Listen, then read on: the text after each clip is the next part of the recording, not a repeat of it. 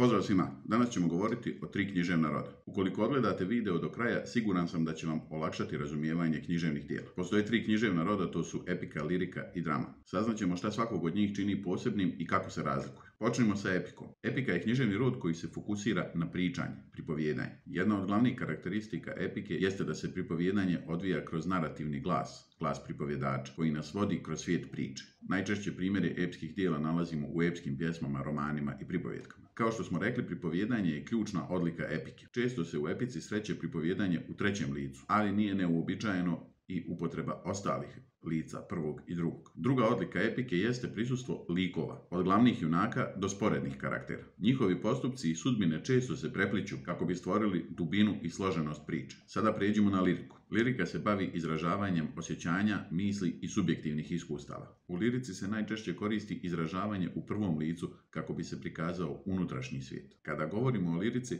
najčešće mislimo na pjesme, ali nije samo poezija lirska. Lirska može biti i proza. Osnovna karakteristika lirike jeste subjektivnost, to jest izražavanje misli, osjećanja koja ne moraju biti objektivna. Zalazak sunca u različitim ljudima budi različita osjećanja. Na taj način funkcioniše i lirska poezija. Osim subjektivnosti, karakteristika lirike jeste poseban jezik, odnosno upotreba stilskih figura, posebno oblikovanje ritma i zvučanja jezika. Lirska poezija često ima snažan emotivni naboj. Pjesnici često koriste posebna jezička sredstva kako bi pojačali emotivnu komponentu svoje pjesme. Dakle, šta smo do sada naučili? Epika je fokusirana na pripovijedanje, ima likove i razvijenu radnju. Lirika više se bavi osjećanjima i razmišljanjima, nema likove, nema radnju, jezik lirike je raskošniji i različit od svakodnevnog govora. Pojam epskog i lirskog nije isključivo vezan za književnost. Srećemo ga i u drugim umjetnostima. U slikarstvu to možemo objasniti poredeći dvije čuvene slike.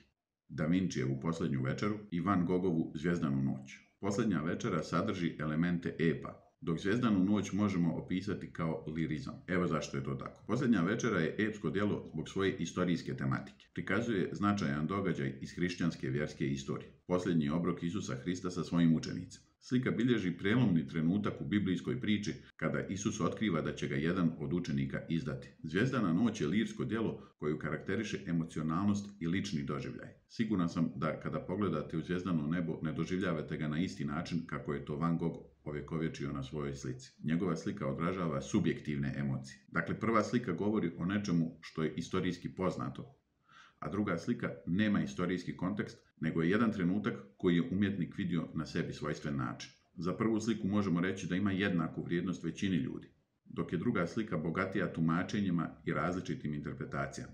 Ako ste do sada saznali nešto novo, ostavite like kako bi ovaj video stigao do što većeg broja gledalaca. A mi nastavljamo dalje. Pređimo sada na dramu.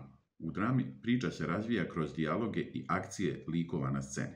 Ovaj književni oblik stvaran je da bi se igrao na sceni, ali i sami dramski tekstovi često imaju veliku vrijednost. Ključna karakteristika drame jeste da se likovi izražavaju kroz dijaloge, pokrete i interakcije. To stvara uzbudljiv tok priče koji se odvija pred našim očima. Dvije najpoznatije dramske vrste su tragedija i komedija. Pojednostavljeno rečeno, tragedija je drama sa nesrećnim završetkom, a komedija je drama zabavnog, smiješnog sadržaja. Da rezimiram.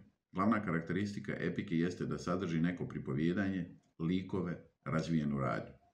Lirika nema radnju, nema likove, iznosi osjećanja i razmišljanja i njome se iznosi subjektivni stav. Drama je književni rod u kom se pripovijedanje vrši kroz dijalog junaka.